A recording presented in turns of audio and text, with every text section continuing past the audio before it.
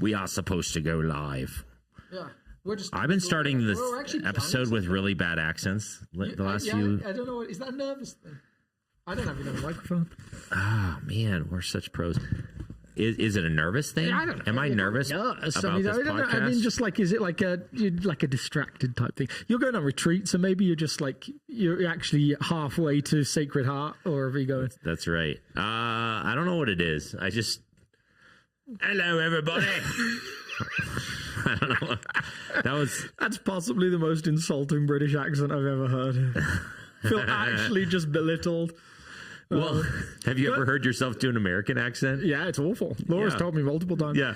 There's actually, I love that. That was one of the things you boasted about when you first took this job, is how good your American accent was. Did I really? I thought I said how bad he was. No, you said it was, it's really, really good. I don't know, Just man. wait till I use it in the service. Yeah. And then you did, and we're like, oh, I see what you did there. Yeah. You like played it up just to make it even more comical. Hey, man. Stop talking bad about my accent, man. Wow. All right. I'm trying to shift gears here. What are we doing here? What is this podcast called?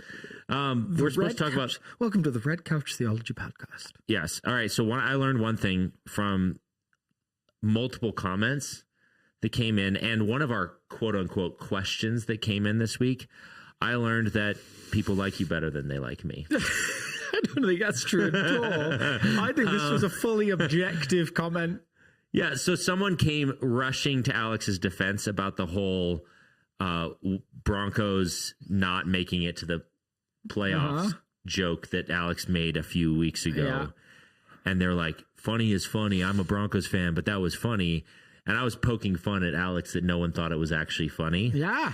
And so that seems like a classic excuse for someone who made a comment they really, thought was true and then found out they were wrong. That was just a joke.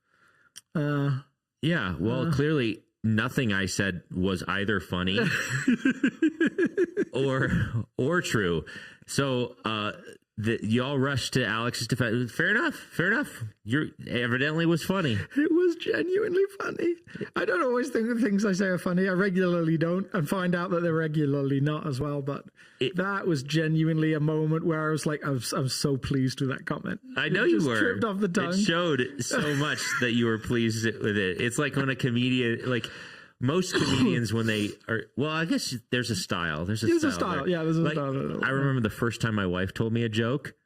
It took her like 15 minutes to get to the punchline because she was laughing so hard. And then by the time the punchline came, it was like, wow, wow. So that's anyway, amazing, yeah. The point is, it was funny. The Broncos are terrible, and everyone likes it. After you said people were genuinely upset, I went back and watched it, and I actually came away with the feeling, I regret nothing. No, did I actually say people were genuinely upset? Yes. Now I have to go back and watch you saying that to make sure, but yes. Yeah, I must have come across as a little bit too genuine. Maybe. Yeah. And I don't think you felt bad for them being upset. I think you were a little bit like, maybe just holding on to the Broncos too tightly. Well, I just think it was like, I had a few people comment that it was like, well, my daughter said, I thought people were going to rush the stage. Now, she said it jokingly too, but like, it was sort of that like, man. So I think funny. I also think that I've lived in cultures that take sports a lot more, as much as people love the Broncos here, I think. Like, you live in Michigan, where there's no mountains to go to in the winter, and there's no, and it's gray a lot more. I remember once doing an illustration around Michigan and Michigan State. Yeah. And talking about just, something about identity. And I had shirts from each of the teams that I'd been holding to demonstrate or had people wearing or something. And I ended up hanging them on the pulpit or the lectern that was on the stage. And I didn't really think about it, but the Michigan State one was in front of the Michigan one. And a guy walked all the way from the back of the room to move them the other way around. Like, he was so passionate and believed that was okay in the middle of a service that had a good 300 odd people in it. And everyone cheered and clapped. Like, there's a level of passion and potentially vitriol Well, there you in go. Michigan, but I don't think is necessarily as true here. Well, I'm really glad. I'm really glad that someone went out of their way to defend their pastor.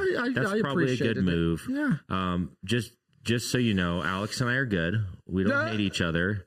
I mean, he might hate me, but I don't hate him. No. But yeah, so we're good. It was a very timely placed, very spicy comment that evidently was just pure funny. No tension whatsoever. It always makes me think about just how, like, yeah, and maybe I said this the other week, but you kind of try and plan a little bit of humor at times, just because otherwise it can feel heavy, like especially around Easter and Christmas or in this Easter and Christmas services. I'll always try and think.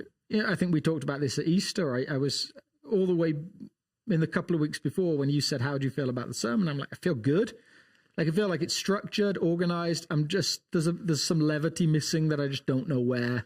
And then I'm always like, why do we need levity? You should just go all dark all the time.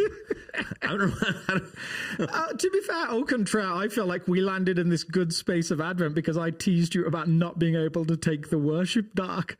And then you did. You were like, yeah, watch me. That's right. So I feel like, yeah. It's like, Merry Christmas. Yeah. It's dark. No hope in the world. Everything is bad. And now there is. Yes. See, I don't know, man. So my feelings when there's new people in the building, when they're figuring out, like, it's for some people, it's a new practice to sit and listen to someone talk about religion. Yeah.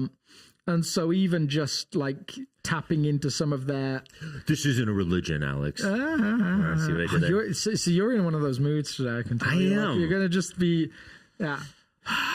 This is just wanted someone to rush to my expectation. It's fine. It's whatever. It's fine. I'd love it if we got 20 comments of people saying I was genuinely mad just to make you happy. I don't think they're out there. No. Because it was not like that kind of... I mean, it's sports. Anyway. Yeah, like even like a super diehard fan might have been like, yeah. I mean, that's clever. They could acknowledge that it was clever. Yeah, and I think that the interesting thing is, I was talking to a friend at the church the other day, and we were talking about, we were actually talking about football. We were talking about the Detroit Lions. It's my NFL team, and they're doing well in the playoffs and all those different things. And then I just had Michigan just won. Won the national championship in college. But how much can you bench press? And how great is your hair? No, oh, sorry. Carry on. But we were just talking about how he was recalling the Broncos winning the Super Bowl in 2016. Was it something like that? Yeah. And like, it was super exciting. It was amazing. Like so long, And he said, then the next day I woke up, I was just like, like, okay, like I didn't do anything. It's not like a personal achievement. It was exciting. It felt like, and that is the sadness almost of sports, that you realize, like, especially if you're following Jesus, it pales in comparison to such a degree. Yeah, that's exciting in the moment, but then afterwards you're kind of like, okay, what, like, absolutely. It's empty in the long run. And that's. My brother plays a lot of video games. World of Warcraft is one he plays a lot. And they're specifically designed to release achievement endorphins at just the right time to keep you playing. Yeah. So it's like, oh, good job, you. Oh, good job, you. Oh, good job, you. And I used to play this online soccer management game. It was like this game where you would manage a team and you buy players and stuff. And I could get really immersed in it, and I could play it for hours. You'd look at your stats and like they'd always come with some humor, like it'd give you the amount of time you've played, and then like there'd be a little like prompt like, have you remembered to change your underwear recently? Probably time to take some sleep or something like that. Like it was just a little salty remark. Yeah. And what I realized is there comes this moment where you've achieved all the endorphins, but the game can keep on going, and there's nothing left for it to give you. Yeah. And so you just kind of like, then you land in this space of habit. Of just you keep tapping, but there's no joy anymore. Yeah. So I think those releases and those different like ways that whether sports or online games or whatever can throw those things at you. and actually make you miss life. It's just a fascinating thing. It is. So well, we have multiple questions to deal with today, so we're going to try and dive in. Me to be quiet. I'm going to be the slave driver today. So you can go on your retreat earlier. We're all business today. So you can leave earlier. Yeah.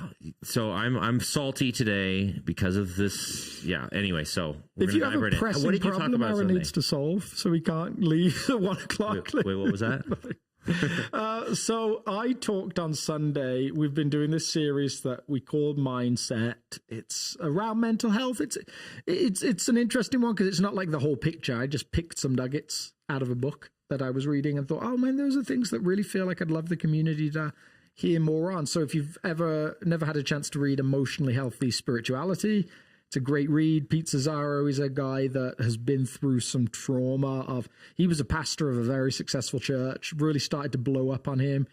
One of the key stories is he says, at one point, my wife came to me and said, you know that church you pastor? I'm no longer a member of it. She basically just quit because she said, I don't want to follow anybody who leads like you lead, just because he was in this really unhealthy place. And so it's a subject that affects everybody. So the week before we'd kicked off with this idea of authenticity. And then this week I really wanted to tap into the idea of how we reflect on the past, because we all do. Yeah. And there's a healthy way to do that. And there's a double-edged sword to the past. Right? Yeah. So it's a thing that like it shapes us. Your family history shapes you in good ways and bad ways. You have memories that, like, if you go watch the movie Inside Out, what do they talk about? Like it's like keystone memories or something like that. Like it's a thing that like has got you to where you are. Yeah. And if it gets like pulled out from under you, then everything can feel like it's toppling. So there's good ways to look back on the past. Like you can get your value systems from the past. You can get your sense of how you live out your life in the past. But then there's also some really negative ways to live in the past. And then so it was just fascinating looking at some of the brain science behind it, because one, people can't even figure out how many thoughts you have in a day. Like that feels like we should know that about humans. Yeah. 6,000 to 60,000 was the general range. Yeah. And it really depends on that kind of feels like trying to define consciousness. So yeah, it's pretty complicated. Yeah. Yeah. So there's like all of this like disagreement there, but then there is this kind of maybe a consensus that around 10% of our thoughts are invasive. So they just like, they seem to come out of nowhere. It can be anything from like just wondering like, what do dogs dream about? Like, where did that thought come from? Wasn't planning on it. Wasn't part of my planned day. Yeah. All the way through to, wonder what happened if I just walked over and punched that guy in the face. Like it could be, it could be anything. Like it could be anarchistic types of thoughts. It could be sexual thoughts. You have to be careful with how many examples you get. People start thinking you're crazy, even though they know that they think the same things. It's like, it's like, oh my gosh, I can't believe he said that out loud. Yeah. And some people, it could be just like, what about if I just quit my job? It didn't seem to come out of anywhere. Like it just, and actually, the whole of your life can turn on based on one of those thoughts as well.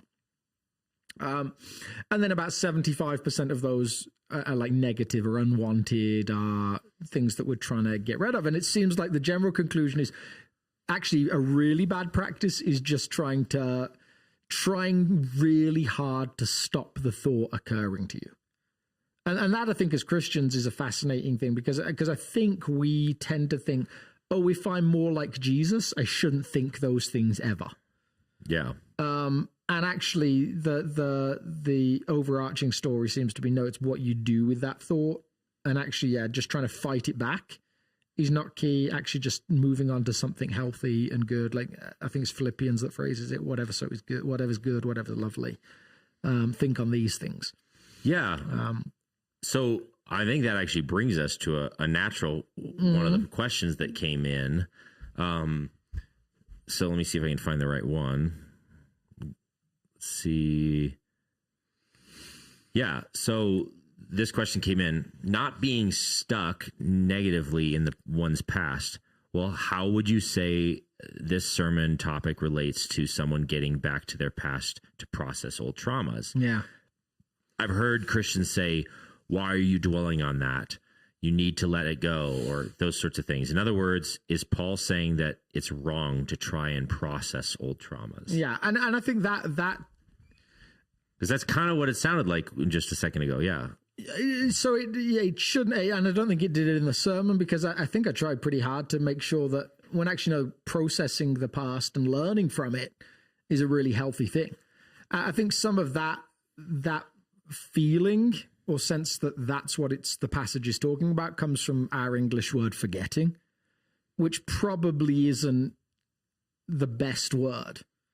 Okay. So because when we think about forgetting, tend to think about like, I'm going to throw it in, I'm going to throw it away, I'm going to get rid of it, I'm going to choose to not remember it anymore, which actually might just be an impossibility. I think that's why I gave the translation "do not dwell on it," because living there is not the place God calls you to live. So the idea of processing trauma is always to learn from it and move beyond it. It's never to stay there. Yeah. So what's the difference between dwelling? So is there a number of hours that it would count? So how do you distinguish what's a healthy approach to dealing with trauma? So I think a good question would be, like, I think I used multiple times the word ruminate. Like, so ruminate tends to be like a purposeless fixation on something that's happened. Yeah. Processing of trauma is bringing it into the light of today and asking how can it be healed. So some of the examples that I tried to give at the end would fit into that category. It's one thing to sit there thinking, oh man, I'm so embarrassed by that conversation I had with that person, and I said all of these stupid things, and I'm just like, oh, they'll never respect me again, they'll never like me again, everything's a mess. Versus saying, yeah, there were some ways I wish I could change that conversation. I'm going to reach out to that person and either apologize if that's necessary, clarify if that's necessary, or create opportunities for new conversations that will heal the rift. Yeah. So the one is a healing strategy that is a current plan for the present moment. The other one is a rumination, a living, dwelling in the past that actually is healthy for no one. It doesn't change anything. It doesn't heal anything. It just allows you just to cycle over and over the same situation. Yeah. So, I mean, I'll just reiterate that because I think that's so important. And I'll just say it in my own words, just because I think it's so that important, is what I'm hearing you say is, one, is this dwelling is sticking back there, but it doesn't change anything positively towards the future. So you said it, how did you say it? A current plan for a present moment. So sit with that for a second. Yeah. Current plan for the present moment that might be based upon a processing of the past. Yeah, absolutely. So that's regularly the answer to this. Yeah. Like in loss, grief, well, actually gratitude for what was given is maybe part of that strategy. Yeah, which you talked about. In a broken relationship, an olive branch is a current plan for a present strategy. In looking back and seeing ways that you've had success and now life feels meaningless, planning on creating new moments because you've enjoyed past moments is a current plan. There's in almost everything, there's a current plan. So a lot of counselors who deal with trauma, one of the things they do is they re-narrate those trauma moments. Yeah. Which is also a current plan. Yeah. So when those things creep up, for example, like a Christian counselor might go back and you're like reliving a moment when your parent was just like berating you for being stupid or something. And you could go back to that memory and where's Jesus in this moment? Yeah. Is he grieving over this trauma that you experienced? Is he holding you? Yes. Is he... what's his posture in that moment, and then trying to retrain your mind to, yes, you'll visit that moment again, but the next time you visit it, remember that in the corner of the room, you see Jesus with tears on his face, reaching out to you, or you see him between you and the parent who's yelling, whatever it may be that you visualize, where suddenly that's a when this trauma haunts me, I'm going to make a strategy for actually dealing with that trauma and moving forward. So it's fascinating that I think we often, especially if we're novices in this, or we're just we're not counselors. I'm not a counselor. I can do pastoral counseling, but regularly my joke is with people that come to me for counseling, like, well, I'm free. You don't have to pay me. But I'm free because I'm not good. Like, I'm crap, but I'm free. Yeah. Whereas there's a reason people go and experience counseling. No good counselor will try and keep you locked in the past moment. Like, they'll always try and bring healing. Now, it may take time. They may ask you to talk through all of the things that you experience, but never to just leave you there. Never just for rumination. Always to find out what are strategies that might bring healing of that trauma, might bring new opportunities for the future, might bring you into the present day. So I think that, like, it's all about the direction. Is the goal of thinking through the past to stay there? For some people, if they're honest, it is. They have no plan or no hope of moving forward. There's no strategy. They live in the past. So the fascinating thing to me with memory, and I nearly included this in the sermon, but I was all out of space. And so part of the beauty of this podcast is what got cut. The Malcolm Gladwell is a writer that I love. He kind of does. I wouldn't say he's a historian, but I also wouldn't say he's not a historian. I wouldn't say he's a philosopher, but I also wouldn't say he's not a philosopher. Like, he brings all these together and tries to create these like macro ideas that kind of sit over lots of different things. Yeah. And one of the things he taps into in one of his books is memory. So people used to assume that memory was a read-only file. You accessed it and it was always the same every time. And so what they did is, after 9/11, they asked people in the month afterwards to write down their experience of 9/11. And then 2 years later, they went back to those people and asked them what happened in 9/11, like what their experience was. These were all New Yorkers, all downtown all Manhattan people. And their accounts were wildly different. And then they showed them what they'd written in the month afterwards, and they didn't believe they'd written it.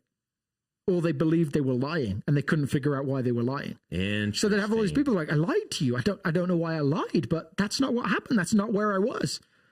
And so what happens with memory is... So like drastically different details. Like stuff like... I was in a different location. Yeah, like there was one guy who believed, like, I flew out of New York the next day. And then they went back to him and said, well, no, the airport was closed for a week. Like, and he's like, no, but remember, I came to your house and I said, I'm flying tomorrow. And it was actually two different events that he'd turned into one event. They were, it wasn't like drastically different in the like, no, the main event never happened, but all of the details around it were different. Yeah. And so what it starts to show us is that actually memories are not read-only files. They actually are changed every time you access them. That's why you can have people give a witness. That's going to mess with my head. Yeah, hopefully. That's why it's giving you something to work through on retreat, right? Great. This is what I had planned. The year 2024 will be all about me rewriting my memories.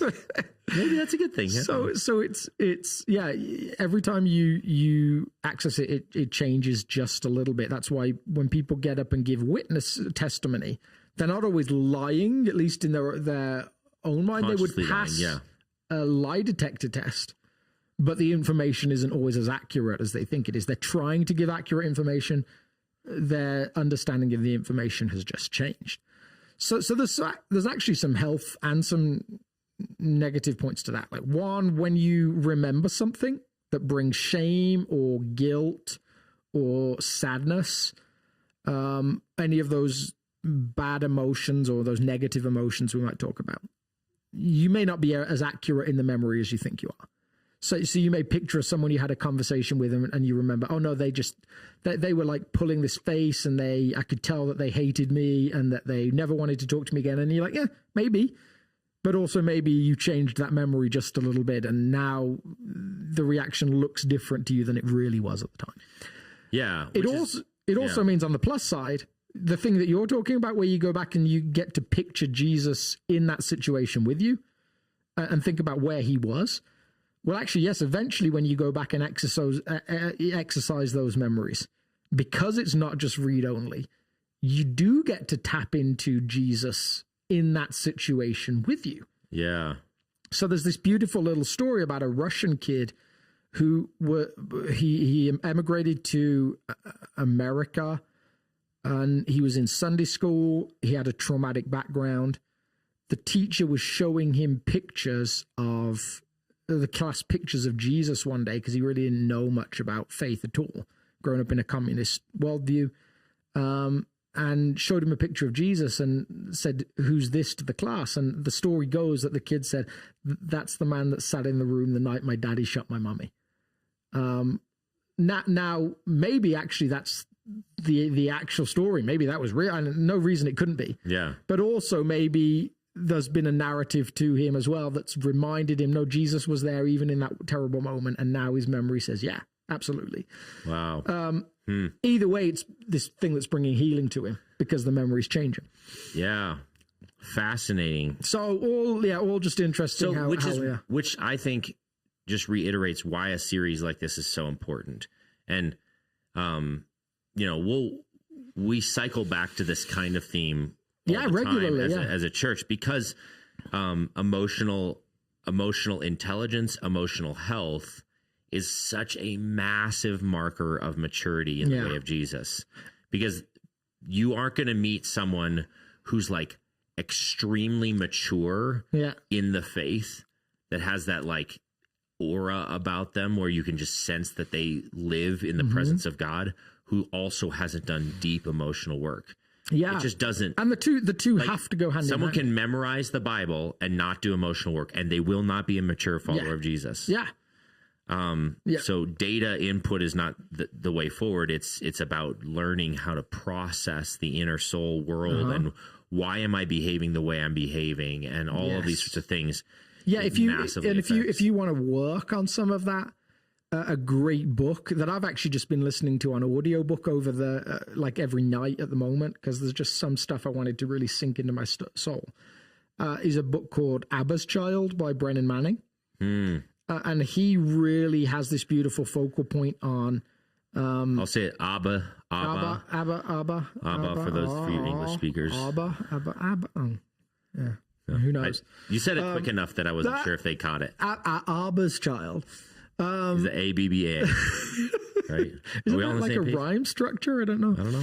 So he just really lands on that space of emotional healing in Jesus in a really beautiful way. And I just recommend it to people as maybe a processing point that starts to bring emotional health. One of the stories he shares in it is around Mike Giaconelli, the founder of Youth Specialties, who'd done amazing things for Jesus, really launched this whole network of youth ministry programming. Yeah. And went on a 5-day retreat out to Lourdes. And in the midst of it, said there was an encounter with Jesus that brought healing emotionally. And he said the switch in how he heard Jesus speak to him regularly was extraordinary. Like, it wasn't a conversion experience, but it was also a conversion experience. Yeah. So I think that the tagline, I think, for emotionally healthy spirituality is something like, you can't be spiritually healthy without being emotionally healthy. Yeah. And so it's also the reason why we'll never be a church that only does book studies. Like there's some people that would say, why can't we just pick a book of the Bible, do sermons on it? That covers everything you need. And the answer is, well, it can. Over the course of like 4 years or 5 years. Or even longer, right? But sometimes there's this need to focus intensely on something for a few weeks to allow people to really process it. And that works far better when you pull different elements of Scripture and see what its whole voice is saying. Yeah. So, do you mind if I give like a personal illustration of some of this now? No, you should do that, but I don't mind. So I'm going on a silent retreat this afternoon after this podcast. You've not mentioned that before? That's fascinating. Yeah, so one of the things that I'm processing right now that I know I need to do some work on, and this surfaced a couple times over the last several weeks, the question mark, and like it even surfaced more heavily this morning. for me, which I'm realizing that there's something in me, some emotional disorder in me that's preventing me from showing up more fully to people that I don't, that I'm not already super close with. Like I'm almost stiff arming potential future friendships. Wow. And it even shows up in how I interact in the lobby. And I've noticed it. And for a while, I've noticed some of it for several years and just sort of wrote it off as like, this is an inevitable byproduct of some trauma that took place over the last few years. A ton of people left south after Ryan left and during COVID. And so that put a wound in me that, like, if you're staying, I'll invest in this relationship. If you're not staying, I have no time for you. And you're going to have to show me that you're staying somehow first. Somehow stay long enough. Prove that you're going to stay long enough. Like, don't get another job. Like, don't provide for your family better by moving out of state. Like, so you see how the emotional disorder takes place. But the end result is, like, if I'm saying hello to you in the lobby, you may not get the full me. Yeah. Because I'm like, we'll see. Yeah. We'll see if it sticks. Yeah. And it's a problem. Yes. And I've heard specifically about one person who thinks that I don't like them, maybe just because I wasn't sure if that relationship was going to survive long enough for me to invest. Yeah. It's also, I think it might be one of the reasons why I struggle with names. I'm like, I'll learn your name if you stay long enough. And I'm like... So wait, you're not like Ron Swanson, who's like, I'm going to get people's names wrong so they know, they mean nothing to me. It's more like... But you see, there's some stuff in there. Yeah. And so now it's surfaced to the top, and I feel like Jesus is inviting me. Mm-hmm. Let's talk about that. Yeah. That's brilliant. Let's talk about that, because it comes from my whole life. Like, I grew up as a missionary kid, so I was moving countries once every 2 to 3 years. So establishing new relationships constantly. And like, so it might be years of processing for me to like unearth some of those trauma moments and then give them back over to Jesus. And I have no answers for you yet. I'm just being vulnerable before you to say, this is something I'm dealing with. And it surfaced enough. And now I feel like on this silent retreat, one of the questions I'm going to say to Jesus in my quiet time to say, yeah, God, what's up with that? Why am I doing this? But I love that I think you've always had a good awareness of, losing some really close friends definitely hurts. And you guys had some good couples friends that moved on and stuff, right? I mean, there was some like people. And then it was like, it wasn't even bad stuff, but I just like, for some reason, there's a roadblock in me. Yeah. You know? So I think there's those things that it's good to be aware of. Again, it's that going into the past to bring healing to it. I have this theory, and I'd love to hear a real psychologist or counselor talk about it. I have a feeling that almost every trauma is less dangerous when you realize it, or when you kind of like have some sense of, no, that happened. I think it can make life very difficult in the short term, but it does. I mean, even for you, gives you this opportunity to say, oh, I realize that's how I can come off. I'm going to work to show people that I'm interested, or to pick a few people to intentionally build friendships with, even though I know the risk. I realized we had a friend that lived here that moved away. They at one point interviewed for a job, and I realized during that process, as soon as people try and step into that circle, as soon as that's on the table, I withdraw from them. Like, I'm just going to leave that process to play out. You guys, there's a team that are figuring that out. I'm not in it. Yeah. But I'm just going to give it space. So I'm not going to be calling you, inviting you out for breakfast in this season. I'm not going to be doing any of those things that we might have done in the past. Interesting. So when it happened again, I actually went to the person and said, hey, I just know from past experience, this is what I do in that season. So I just want to make sure. So you want to get breakfast? I'm going to fight against. I actually didn't say that. No, I just said know that, like, if you call me, great. If you enter into that still, but I also realize you might need space in that. Like, there's a whole like question mark. Say in it the out air loud. Now. Acknowledge the challenge. So when they have the potential to sit there and say, oh man, like Alex doesn't even talk to me anymore. Yeah. They can at least be like, oh yeah, but I know why. Yeah. And yeah. So, so maybe to reiterate some of the illustrations of what you were trying to get at on Sunday is maybe a year ago, I would have been like, that's a completely fine way of showing up. Yes. Yeah. The wound was too close for me to even acknowledge that it was a bad thing. Yeah. I went through this. Yeah. It's a trauma. Yeah. This is how I am. There was no plan for actually dealing with it. And maybe because of some healing and because of some friendships that have established more recently where I'm like, no, there can be hope. And probably because of some wounds that I perceived that I'm afflicting on other people that are really amazing people. I'm like, now I feel like some of this retreat, a portion of this retreat will be me trying to make a current plan to deal with that trauma rather than just saying, this is just how I am, deal with it. Yeah. That's not a posture that's necessarily healthy in the way of Jesus. It's just saying like, yeah, it stinks. Sometimes I'm rude to people. Deal with it. Yes. I'm traumatized. But isn't that fascinating? Like so it's always dangerous to lift an Old Testament scripture and say, this is for every person. But I always think like it's so interesting in Isaiah 53, God says to a group of people, do not remember the former things. Like, they've passed away. Behold, I'm doing a new thing. While it's for a specific group of people in a specific historical setting, just looking around the world, like you just see ways that there's some truth in that's universal. I used to work at a church in Michigan. We went through some amazing times together. There was a staff team that still is one of those staff teams. I look back and I'm like, oh my goodness, like the fact that those people gathered around a table every week is just stunning. Like there is some incredible gifting there. And then within about 4 months, I think 4 of us left out of the 8 or 7. Like there was a big shift there. And one of those staff people had been at the church for 31 years. She was like a linchpin for so many people.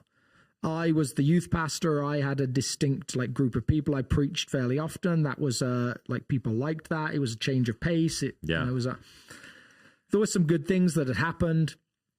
Church had grown. It felt really healthy. And then there was this moment where it felt like a load of life was sucked out of it.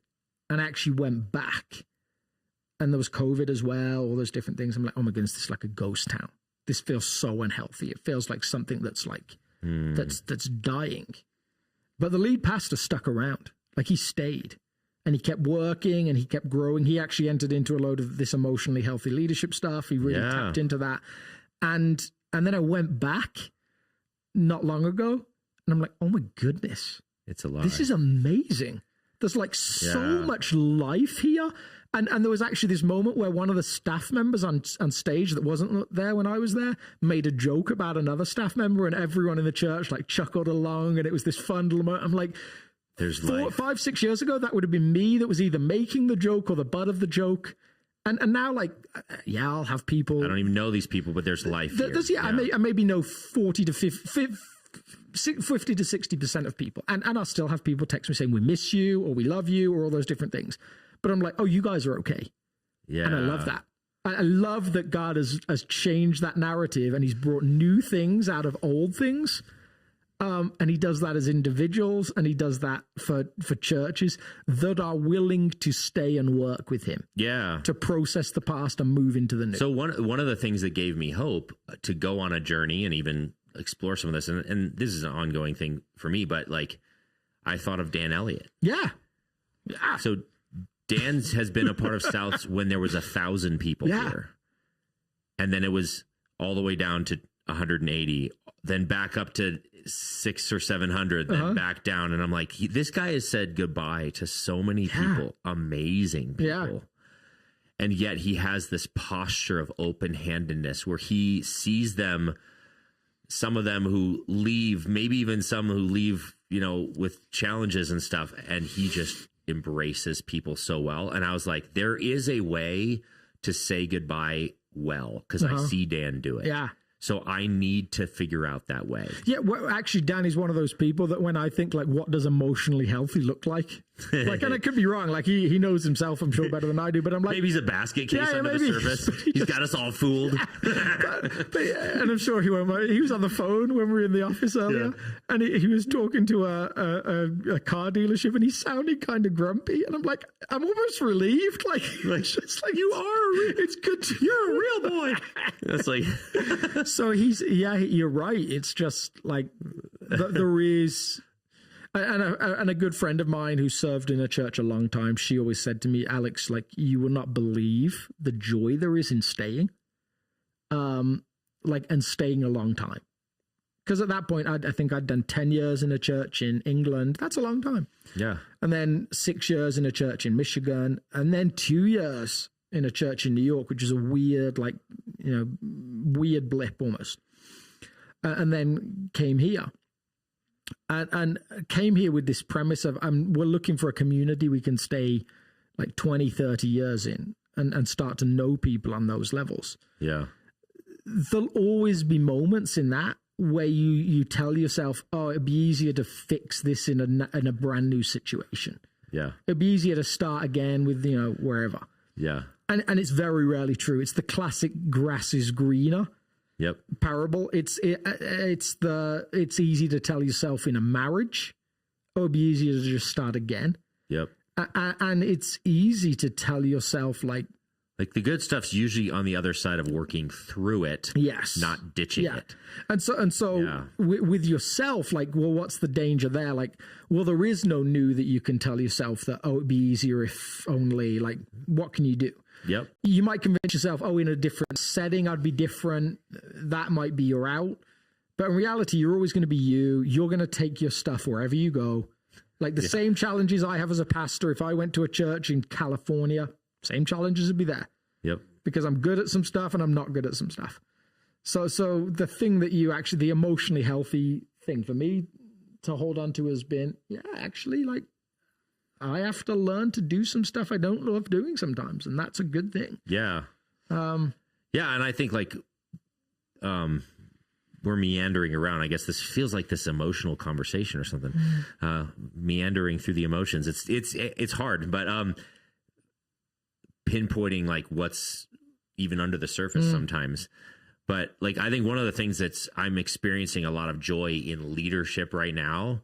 And part of the reason is because this feels a little bit sadistic, but there was certain dreams that I had for South in worship culture, leadership style, all these things for me that just weren't coming to fruition. And it was like little start and then fall apart, and then little start and then fall apart. And then I had this like aha moment that sounds maybe sadistic, and I was like, I'm the problem. I'm the common denominator in this situation. What if I just stopped doing the things that I'm doing? How do I intentionally disrupt my own leadership? And what it allowed me to do is to genuinely invite other leaders into my team in such a way that it forced me to let go of some things. Yeah. But I had to be skeptical that I could take me now. And then the beauty of actually doing that is then I don't have to dream inside the boundaries of my own capacity anymore. I can dream inside the boundaries of my leadership team's capacity, which is way bigger. Yes. Way, way, way bigger than my own capacity. But I also think the interesting thing I've seen with that is it's freed you up to actually participate more in preaching. Yeah. In some of those other things. Which I didn't see that on the horizon. I just knew that I had certain dreams. And I tried. What if I'm the problem? Yeah. That great Taylor Swift line. Yeah, it's me. I'm the problem. It's me. And that song came out right around the time. I was like, yes, that's it. Yeah. Maybe I'm the problem. And not problem in the sense that like I'm evil or I'm doing something horrible or my leadership is bad. It's actually the fact that I'm trying to control something that God's asking me to invite someone else into. And then, anyway. And that is true in so many situations. There's a pastor I know back in Michigan, again, different pastor. He pastors a huge church, like 14,000 people. And he's deeply passionate about their Wednesday night program. And he's participated in it every year, taught in it, chased after it. And he said, we just couldn't break a certain number of people participating. Like, it's such a fraction of the community. Like, just couldn't get over it. And he said, so I pulled out. I said, like, okay, I'm gonna step back. And someone else took it over. He said, now it's thriving. It's growing. It's wonderful. Like, Brad is such a gifted leader, such a gifted speaker, and one of those guys that can stand in front of 5,000 people and make you feel like he knows you. Yeah. Like, he's got a personal connection to you. This was a thing he loved, deeply wanted to see happen. And you look on the surface, you're like, you are so gifted and should be able to make this happen in your own strength. If I was to design this, I would pick him for this role, doing the very thing he's doing, and yet it didn't work. Didn't work. He stepped out and grew. Yeah. So I think so that's weird. I think that maybe is some of God's humor towards our gifting and our sense of what we can achieve. Yeah, anyway, that could be a whole other rabbit trail of conversation. But we have 15 minutes left to be at an hour, and we have 2 questions left. And we're going to get through those in 15 minutes. I feel it. Perfect. All right, so we actually had a question come in on TikTok, which I need to pull up because I have it in a different... Good old TikTok. So this was a little short clip was posted from your sermon. I don't think it was this last week, but it was from the previous week. And I think you were talking a little bit about, like, achievement and resting on your laurels and all this sort of stuff. And so the question came in without seeing the rest of the sermon. It was very respectful. That's exactly what God did. He achieves, and then on the 7th day he rested, or in other words, he rested on his laurels. Yeah. So is God saying don't achieve, even though that's what exactly it's like? Shouldn't we work really, really hard and then rest? So on this earth, let's work really, really hard, and then in eternity we get to rest on our laurels and that sort of thing. So, and this is a fascinating element to me of emotionally healthy spirituality, and also like I wouldn't understand what God did in Genesis chapter 1 in those terms as achievement. In that sense. So it is achievement in the sense that something happens. Yes. But there's a difference between achievement that comes out of who you are and your achievement doesn't affect your identity. So the struggle that most humans have is the doing is the identity. Yeah. Like I'm doing, and that is how I know who I am. Yeah. And actually the Barbie movie is brilliant for this. Like I don't know if you've seen it, but it taps into like Ken has no purpose. Yeah. Like Ken only has a good day when Barbie looks at him. Yeah. And so he's like, well, what do I do? Like, what's my thing? She doesn't want to hang out with me. No. Yeah. So it's a beautiful, like beautiful view into the human life that requires almost something to do. So somewhere healthy spirituality lands on being, not doing. I am who God made me to be and called me to be. Like I am who I am because he is who he is. And he named me and made me. And he redeemed me. And he now loves me. Or he has always loved me. So God's achievement, that's not where he gets his identity from. As far as I can tell. Like as far as scripture. His activity flows out of it. Yeah. He is who he is. I will be who I will be. And he's always been that. And he exists in this beautiful threeness and oneness at the same time, in constant relationship with himself. Yeah. And yet he still chose to make himself a people and a world. And so he doesn't achieve and rest on his laurels. He actually is who he is, and he works, and then he models rest for us and then continues to work.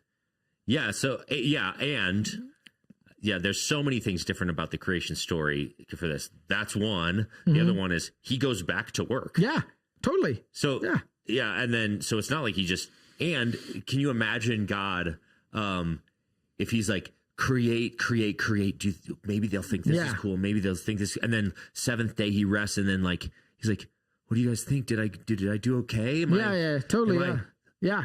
Like, am I cool enough? I'm like, gonna kick back. Like, did you like the giraffe thing? Please. Yeah. Oh, they didn't like that one. Yeah. I'm like, I'm a loser. Nobody's like talking to the hippo. No. It's so sad. Like, so that's not the posture God has. He creates out of the abundance of his identity rather than being like trying to impress anyone. And so it would be kind of a weird deist viewpoint to read it as he achieved, and then rested on his laurels. That would be like the clockmaker or the watchmaker analogy of like, yeah, he made it. And then he just kind of went back and he just sat around and he's just like, yeah, that's things good. No, God, if anything we know from scripture, God is constantly participating in his world. Yeah. Constantly shaping it. The other difference is it was pretty effortless actually for him. He's like, light. Yeah. Done. Yeah. And it's good.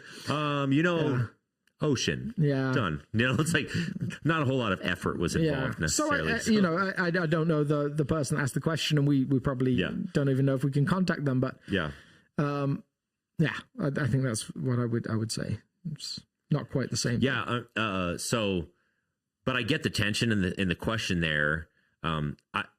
So I went through a season, again, another emotional journey thing. So an illustration, I went through a season where most of my younger life, all the way up until I was maybe upper 30s, most of my life was driven by trying to impress people. And that still lingers under the surface of me, but whatever. But this was how I lived. Like, now, by God's grace, a lot of the people I was trying to impress were amazing, God-fearing, God-following people. So the things I was doing looked really good. Yeah.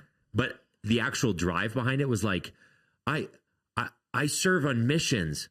What do you guys think? Am I cool yet? Yeah. Do you think I'm an awesome follower of Jesus yet? Yeah. And then when God started retiring that motivation, I had no energy to do anything. Yeah.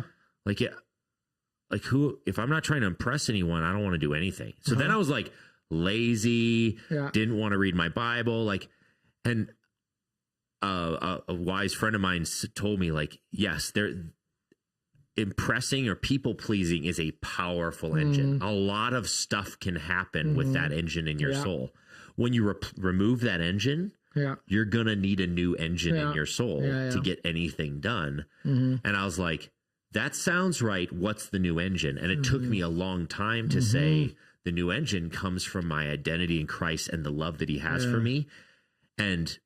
But it's no longer achievement because I'm not trying to impress anyone. It's like, I'm going to show up and do the right thing because it's coming from the abundance of the joy that I have in And I think Christ. If anything has the potential to push you into the people-pleasing or the achievement cycle in church ministry life, it is paid ministry. Yeah. I mean, by nature, like, people vote with their feet, people vote with their wallets, people vote with their things that they post on Twitter or TikTok or whatever, depending on the size of the church. So you also don't have this ability to say, do you know what? Yeah, my soul isn't feeling super healthy this week, or isn't feeling like, it doesn't feel like it's coming out of like who I am. I'm just not going to preach this week. Like, it's not like authentic. Friday, like, doesn't feel authentic. I'm probably just going to that doesn't feel like a thing that you can do. Yeah. So like, I've had a lot of worship leaders leave leading worship because they're like, I was saying things about God in worship songs, like, I trust you, I believe you, you're amazing. Yeah. Meanwhile, what I'm feeling is, I doubt you, I'm hurting, and I think you left me, and you're too silent. And it felt like I wasn't being authentic. And a lot of people just can't stomach that in ministry for too long. So you kind of end up in this space potentially where you don't feel healthy or honest or authentic. And I think that's why as pastors you have to take space to nurture your soul, like going on retreats. Yeah. And taking that time to. Yeah. One little other tip on that front is the passage in Romans chapter 7 helps me so much when I'm in that space, when I'm not feeling it, when I'm not feeling celebratory and I'm singing a celebratory song. Because in Romans 7, Paul talks about like this almost schizophrenic person in himself. I want to do what I don't want to do. I do what I do, but like all this section in Romans 7. And essentially what he's saying is, I have an inner man that is passionate about God, thinks properly about him, has an emotional health because of the Spirit of God's work in my life. That is a part of who I am in Christ. Yeah. And then there's this fleshly man in me that's like, I doubt God. I'm not feeling it right now. And so when I'm not feeling it on the surface, I remind myself that because of the work of God in me, there's a part of who I actually am that can affirm the truth of this song or affirm the truth of this sermon with every ounce of, so I'm being authentic to that part of me. I just don't feel that part of me right now. And I think one of the like tiny little thing I would say is around this whole subject of emotionally healthy spirituality.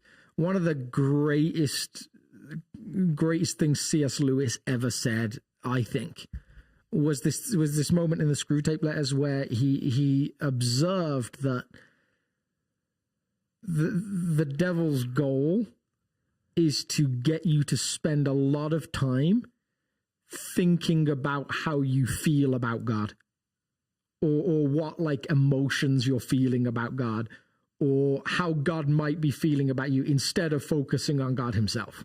Yeah. Like, so like that pull to be like, oh, am I feeling trusting right now? Like to overanalyze that constantly is not a healthy thing. Do I actually believe this thing? Yeah. And actually like to be able to turn that to bring that to your creator and say, God, if I was to base it on my feelings, my faith does not feel very strong right now. I would love your gift of faith. And to be able to bring that and release it to God instead of overanalyzing it, is a real gift in spiritual life. We got one more question. One more question. So this question, 3 minutes. Yes. This question is basically on 114. We had new members brought on stage, and I've recently started attending South. Can you explain what does membership at South entail? Specifically, why is there membership, and do members serve a specific role in the organization or the church? So great question. So it's a good question. Yeah, really good question. We give all new members a new car. So it's a partnership with McDonald's. That's a lie. I lied on the podcast. Yeah. So membership is, and I think I said this on Sunday, it's fascinating to me. We have some members that act more like non-members and some non-members that very much act like members. It's a low-key membership in lots of ways, in that we don't have special rights for members. We're not a voting congregation. Yeah, so that's not our church. We vote on almost nothing. The theology term is polity. That's not our polity, our governance. So I can't thinking through our book of order, our bylaws for a second, I can't think of a single issue that a vote is required on. And I think the only one that I think is there maybe is that if the elder board dismisses a lead pastor, as in me, I think I can ask for a congregational vote, and there has to be like 75% approval or something. I think that might be there, but I could be wrong on that as well. I'm going to go check afterwards. Yeah. But there's very little voting, whereas lots of other churches,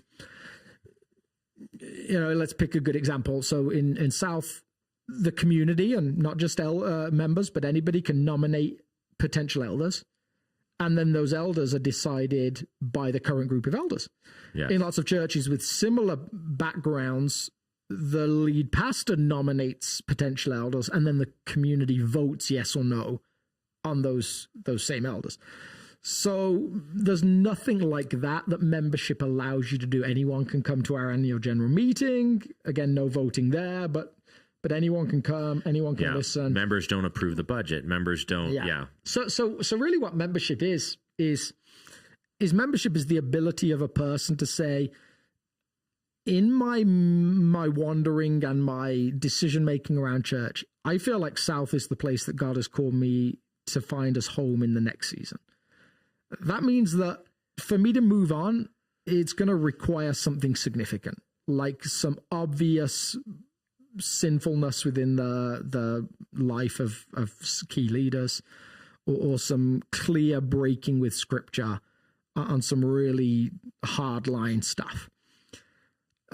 Or it's going to take him very clearly leading me to a new community and sharing with me that it's time to leave.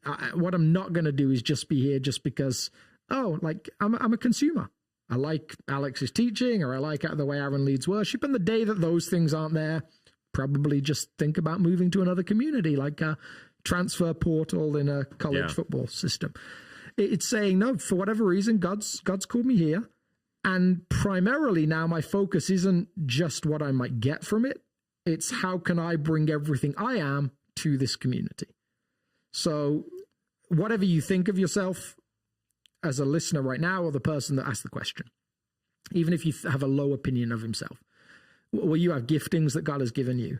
Yeah. You have resources that God has given you, whether that's time, whether that's finance. And so membership is saying, I am coming to this community to share what I have with this wider community. Yeah. And that what I'd love from that community in return is I'd love discipleship. I'd love to be led deeper into the way of Jesus. So this is me putting up my hand and saying, please help me.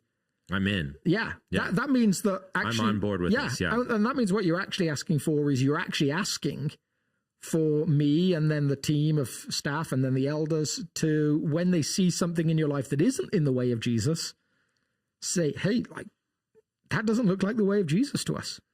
Yeah. Not in a judgmental way, but in a way that honors your waving of a hand and saying, please disciple me in the way of Jesus. That fundamentally is the ask of every person who chooses membership.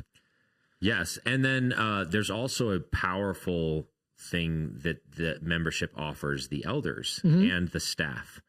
It's helpful to know who that list of people is who say I'm in. Yeah. Because like who are we responsible to shepherd in the way of Jesus? And if you were to say, like, who are those people, you know, there's sort of like because of that membership process, there's sort of like, these are the people who say, yes, I'm on board to be led in that way. And then it's also a responsibility that the elders and the staff have before God to say, are we shepherding that community of people or not? And knowing who they are is helpful on both sides. So it's sort of that sort of covenant commitment between the two, between the staff, between the community and itself and all that stuff. So, yeah. Hopefully that's helpful. I think that if you're thinking about membership, that's the nudge. It's like, yeah, it is to me a waving of the hand saying, I'm in, please be in on me. Yes. Absolutely. Good stuff. Well, we covered a whole bunch of different conversations. We did. And I've got to go be silent for a few days and figure out what in the world's going on inside of me. Good for you. See y'all. See ya.